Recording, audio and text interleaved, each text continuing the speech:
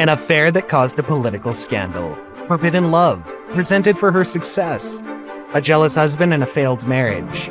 She almost became the first Jewish princess. Barbra Streisand's love life has been nothing short of a scandal.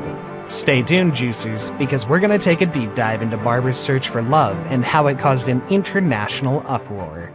Can't you see when you look on me, what a lovely creature is a swan, you? At just 19 years old, Barbra's hard work as a singer in nightclubs garnered her an opportunity to audition for a play called I Can Get It For You Wholesale. As fate would have it, that's just how she met her first husband. Elliot Gould was the leading man in the production, and during her audition, he felt an instant connection with the young singer.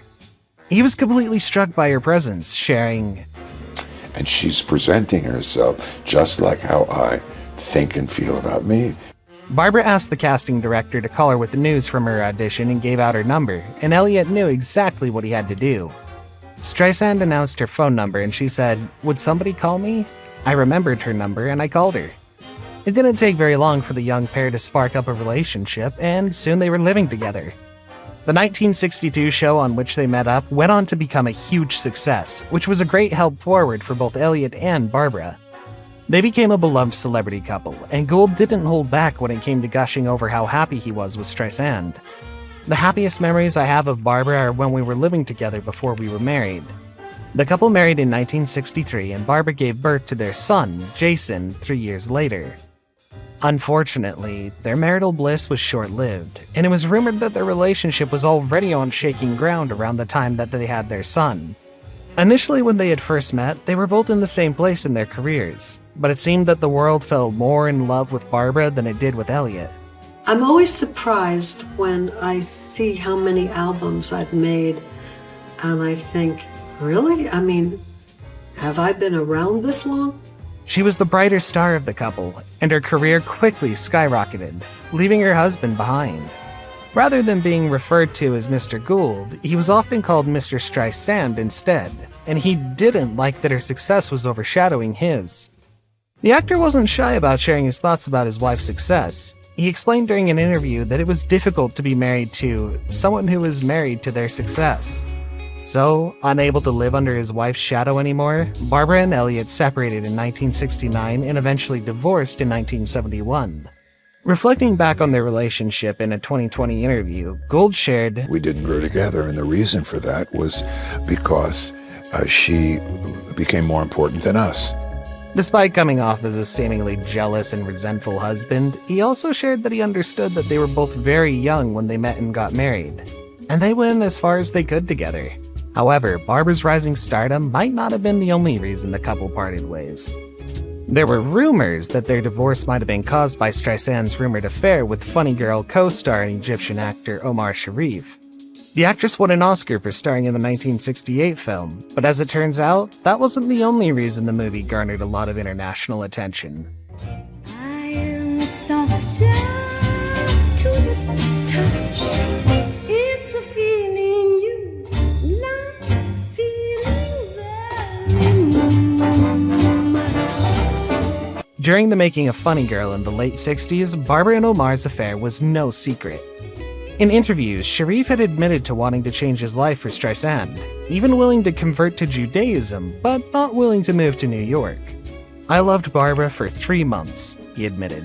"She was crazy." But it seemed that not everyone was rooting for the romance. Barbra was still married to Elliot at the time, and Omar was married too. So their affair was already shrouded in secrecy. However, that was before the international political scandal was ignited. Funny Girl was eventually banned from some international theaters because the idea that an Egyptian actor and a Jewish actor were co-starring as lovers on screen was forbidden in some countries. In fact, according to the Los Angeles Times, the pair's on-screen kiss was so scandalous, Sharif nearly lost his Egyptian citizenship. Their affair stands as one of Hollywood's biggest global stars in history, but they continued with their romance despite a huge protest from both of their home countries.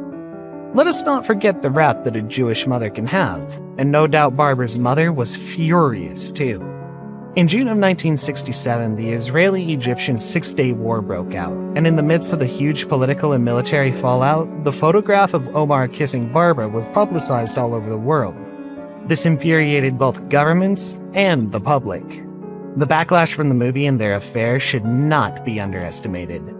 The actress even feared for her life and was guaranteed a heavy police presence of 300 security guards because of the uproar of the movie and her affair. The protection was later reduced to 30 guards, leaving her extremely uncomfortable going out in public. Barbra also explained that the affair was the reason she didn't perform on stage for 27 years. During a romance with Omar, she was so stressed that it caused her to forget the lines to 3 of her songs at a concert in front of 150,000 people in Central Park. But, just as they wrapped shooting for the film, the affair fizzled out. The actress later admitted that given the charged atmosphere of making the film, it was difficult to put those feelings to one side once filming had ended. So, the lovers parted ways, much to the relief of their homelands.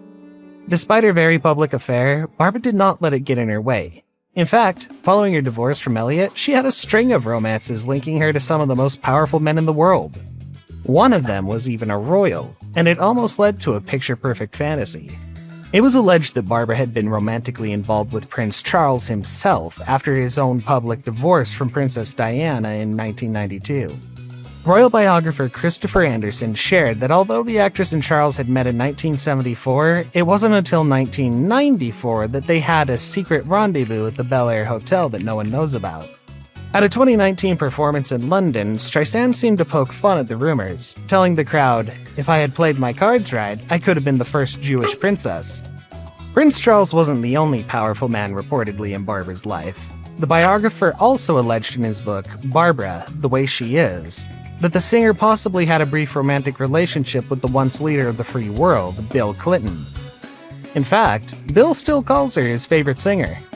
Finally, after decades of dating, a failed marriage, and a fizzled short-term relationship, Barbra Streisand has been in a lasting relationship with James Brolin since 1996, and they're still going strong. Oh my God, we were in the supermarket a few weeks ago, actually, and we were holding hands, as a matter of fact, and a guy behind us said, "I'm so glad to see you back together." I said, "Really? When did we go apart?" The actress met Brolin shortly after directing The Mirror Has Two Faces in 1996, and she credits divine timing for the moment when they met. Barbra said she met James exactly when she needed to, rather than regretting not meeting him sooner. "I could have met him while I was making this movie. I wouldn't have been open." In fact, a connection to her ex-boyfriend John Peters was the one who introduced the couple. The actress wasn't in the mood to be set up with someone because she was focused on her career, but after meeting Brolin at a dinner party, she quickly shifted her priorities. According to Streisand, Brolin told her on the night they met, "I'm taking you home with me." And from that moment, her life went in a completely and unexpectedly different direction. People dared to say it wouldn't work, Brolin said in an interview, describing how their vast differences complement each other in their relationship. The reason why their marriage works so well is that they've both been married and divorced before, and so they've invested in keeping the spark alive. What's the key to a long marriage? Negotiation, I think, kindness. From separating their bank accounts to respecting each other's schedules, they're both in tune with their lives and their careers. But the couple shared that they always make sure to leave room for playfulness too. Streisand, who can go through intense phases of work, makes sure to show her appreciation. Brolin shared, "I always get notes. Hurry home. When I get there, there's always something kinda great waiting for me." Streisand is also making sure to prioritize her relationship and loved ones over her career. "I'm enjoying my grandchildren, and there's nothing like family and home and pure love and joy and connection. That is the most important thing to me now." There's no doubt that Barbra's love life has been one heck of a roller coaster ride. But despite her failed attempts at love, she never gave up. And she didn't care what the world thought about the people she chose to love either. She found the person she wanted to spend the rest of her life with, and it's truly the most wonderful thing to see.